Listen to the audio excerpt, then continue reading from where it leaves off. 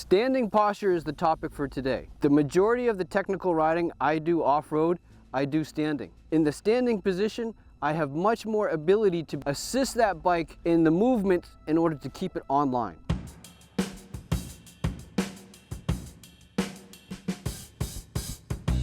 When I'm riding a technical section off-road, I really use my legs to help the bike's suspension absorb the shocks and the bumps that it's going through.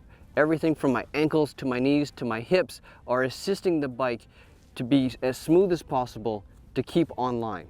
And it all starts with the feet. So let's review that foot position. The ideal position is to have your foot on the foot peg anywhere from the ball of the foot to the mid-arch of the foot.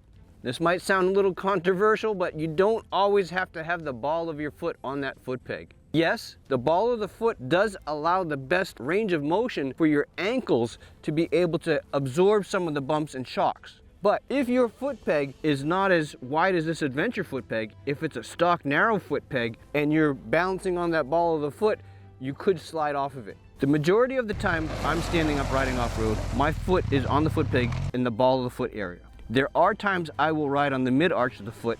If I need to do a lot of braking, I'll move my foot more forward. That way I have easier reach to get that rear brake. Another time I'll ride with my foot on the mid-arch is when I need to lift the front end. Having my foot on the mid-arch, I can compress the suspension a little bit better and I have quicker access to the rear brake.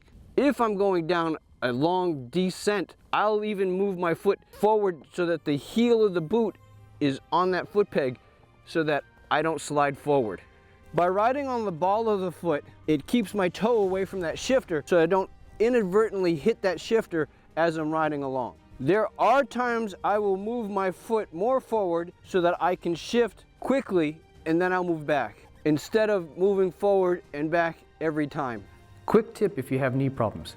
Pointing your toes in on a tight turn can decrease twisting on your knees and allow you to ride more comfortably for the rest of the day.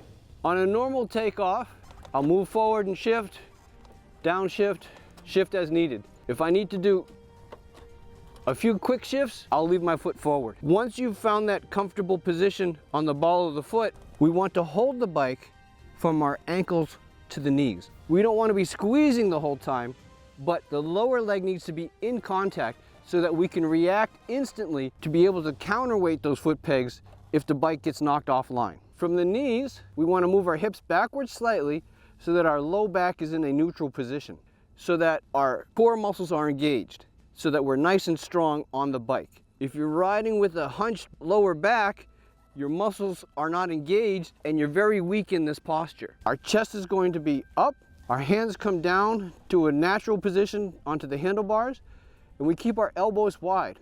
Having the elbows wide allows me to more easily move laterally side to side to help get my body weight centered over that foot peg.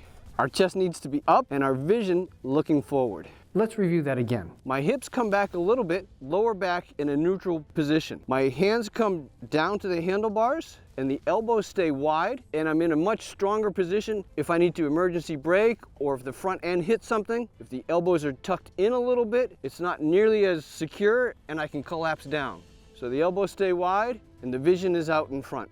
When we're in this neutral posture and we want to accelerate, we want to lean slightly forward before we accelerate. By leaning slightly forward, it does two things. First, it puts weight on that front tire so that it can keep traction as you're accelerating. Secondly, if you don't lean forward and you're thrown backwards, you don't have as much control on the handles and you're much more likely to fly off the back. Getting your standing posture on the bike is very important when riding off-road. Your body becomes very active in assisting the bike's suspension to help smooth out the bumps as you're riding. When I'm riding and I'm in my standing neutral posture, it allows me to be able to react quickly to the bike when it suddenly goes offline. If I'm riding and the sand caves in underneath me or that front tire hits a rock that I didn't quite see, I'm able to quickly counterbalance the bike to help right it and keep it going. Having the correct standing riding positions dialed in is essential before trying more advanced techniques like drifting the rear wheel or lifting the front tire. So, review the information in this video several times and practice getting into each posture until it feels natural. The goal is to train to the point where you're automatic in your movements to counterbalance the bike when the front tire experiences an unexpected wobble, or you need to position yourself correctly when the ride becomes technical. This will give you confidence when you're riding, and we hope to see you out there. Our chest needs to be up, and our vision will be into the future. Right, what do I do with my hands?